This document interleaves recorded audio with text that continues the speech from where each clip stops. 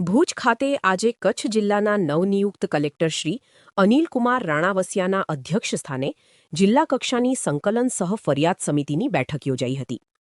બેઠકમાં ધારાસભ્યો દ્વારા પ્રજાલક્ષી પ્રશ્નોની આક્રમક રજૂઆત કરવામાં આવી હતી. કલેક્ટરશ્રીએ તમામ અધિકારીઓને નાગરિકોના પ્રશ્નોને પ્રાથમિકતા આપી ત્વરિત નિરાકરણ લાવવા સૂચના આપી હતી. બેઠકની શરૂઆતમાં કલેક્ટર શ્રી અનિલકુમાર રાણાવસિયાએ ધારાસભ્યો અને જિલ્લાના ઉચ્ચ અધિકારીઓનું સ્વાગત કર્યું હતું.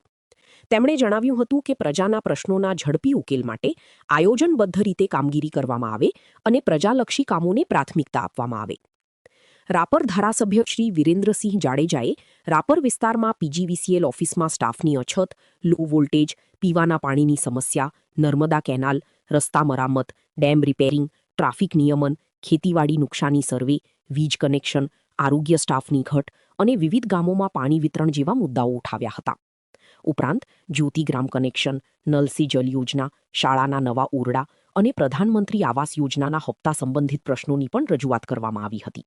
અબડાસા ધારાસભ્ય શ્રી પ્રદ્યુમ્નસિંહ જાડેજાએ નખત્રાણા ટાઉન હોલ, દયાપર સરકારી કોલેજ, વિવિધ ડેમોના કામો, બાયપાસ માર્ગ, જમીન રેકોર્ડ, કિસાન સન્માન નિધિ, પાણી ભરાવ, હાઇજીન નિયમન, પાક નુકસાની સહાય, સ્થાનિકોને નોકરીમાં પ્રાથમિકતા, ખેડૂતોના પ્રશ્નો અને ખનીજ લીઝ માપણી જેવા મુદ્દાઓ કલેક્ટરશ્રી સમક્ષ રજૂ કર્યા હતા.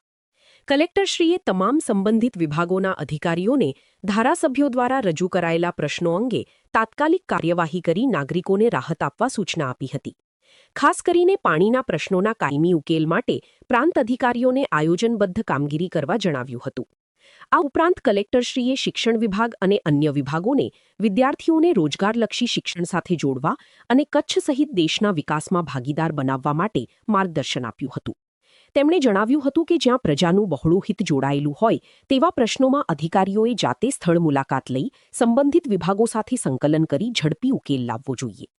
આ બેઠકમાં પૂર્વ કચ્છ પોલીસ અધિક્ષક શ્રી સાગર બાગમાર, નિવાસી અધિક કલેક્ટર શ્રી ડીપી ચૌહાણ, મદદનીશ કલેક્ટર શ્રી ઉત્કર્ષ ઉજ્જવલ, જિલ્લા ગ્રામ વિકાસ એજન્સીના નિયામક શ્રી નિકુંજ પરીખ, નાયબ પોલીસ અધિક્ષક શ્રી એમ.જે. ક્રિશ્ચિયન સહિત જિલ્લાના તમામ વિભાગોના ઉચ્ચ અધિકારીઓ ઉપસ્થિત રહ્યા હતા.